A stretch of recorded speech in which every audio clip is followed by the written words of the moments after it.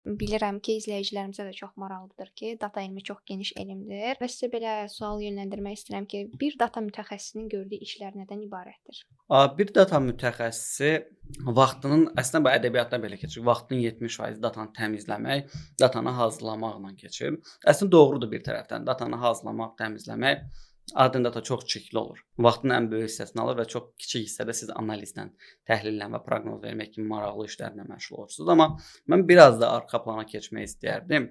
Çünki necə ki bir insan hansısa bir problemi var gündəlik həyatda və qərar verməlidir o problemi həll etmək üçün. Biz neynirik? İlk növbədə o problem haqqında məlumatları öyrənməyə başlayırıq da. O saat ixtisaslaşmış mütəxəssislərdən məsləhətlər istəyirik və s. İndi düşünün ki, bir data mütəxəssisi bu ola bilər maliyyə sahəsində işləyir, ola bilər tibb sahəsində, ola bilər hüquq və s. Bu şəxs hansı sahədə işləyirsə və hansı problemi həll eləyəcəksə, ilk növbədə o sahənin proseslərini yaxşı anlamalıdır, öyrənməlidir. Pensiyalarla bağlı bir işdirsə, o pensiyalarla bağlı qanunları yaxşı öyrənməlidir. Və yaxud da ki, bu adam hansısa bir idman sahəsini analiz eləyib, komandanı qələbəyə kökləyəcək qərarlar verəcək, məşqçi üçün hesabat hazırlayır. O zaman o idmanı çox yaxşı bilməlidir, qaydalarını.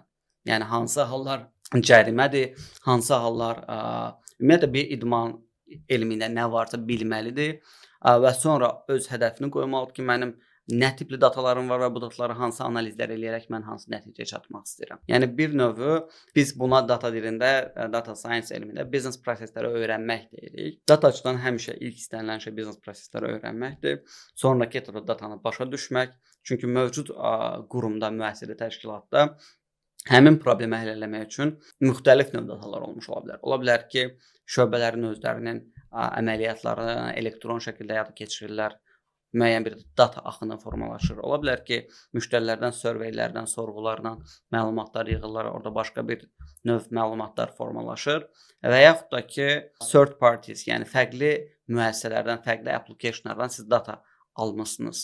Datanı monetize eləmək üsulları da var, buna yəqin ki, toxunarıq. Amma siz datanı əldə eləmisiniz. Bəli, sizin də əlinizdə bir müxtəlif mənbələrdən formalaşan bir data var, məlumat yığını var və bu məlumatları siz başlayırsınız artıq analiz edəcəksiniz mövzuda hədəf üçün təmizləməyə, səliqəyə salmağa, ən sonunda təhlil eləməyə başlayırsınız.